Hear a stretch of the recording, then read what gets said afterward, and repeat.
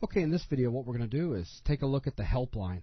The Helpline is located at the very bottom, right here, and it is a very, very important part of the user interface to those that are completely new to Maya. I've been using Maya for a while, and I still use it. Okay, it's a fantastic crutch.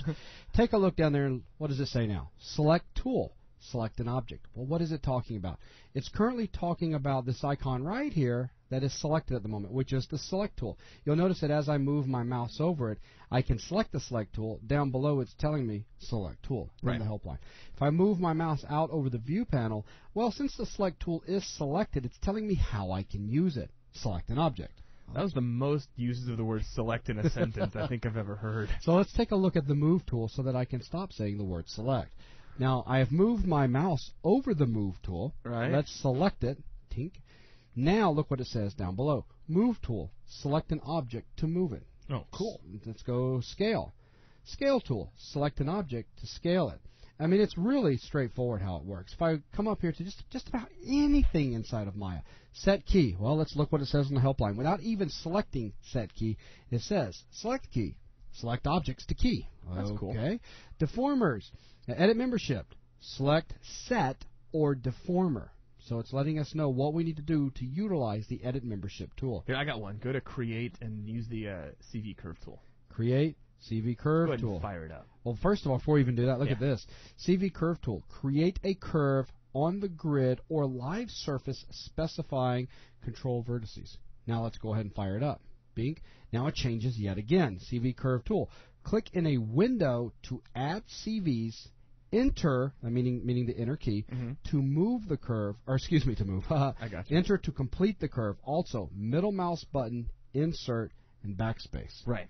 So now I can start clicking to create a curve, and now it's like, well, what can I do with things, you know? Middle mouse button, insert. What does insert do? I can hit insert. Ooh, now I can come back and I can select these guys, and I can continue moving them around. Yep. That's interesting. Hit insert again, and I continue to create. So you get all these different things that you can do. It's very handy. And, of course, as it says, enter to complete the curve. Enter, and the curve is done. So, as a matter of fact, now look what we got. Scale tool. Use manipulator to scale objects.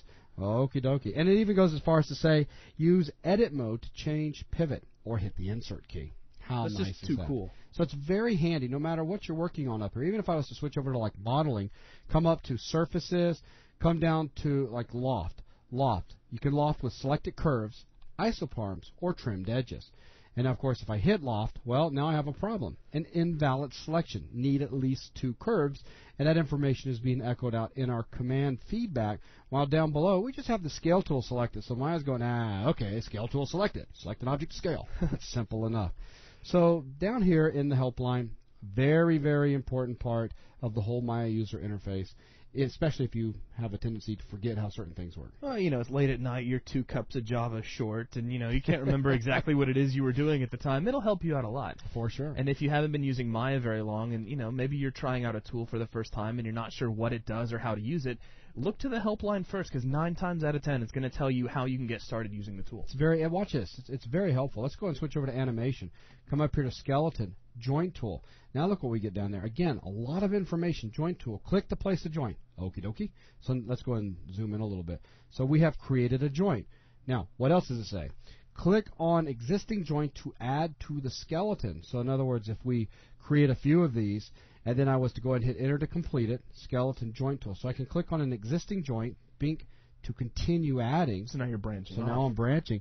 I can click drag to position the joint, click drag as it says, and then confirm to complete the skeleton. And confirm is simply the enter key. Sure. Bink. So very nice. Yeah, very, very handy. So that's the Helpline. For those of you guys that are completely new to working with Maya, use it. It's a good thing. Absolutely. And with that, that's going to wrap up this lesson.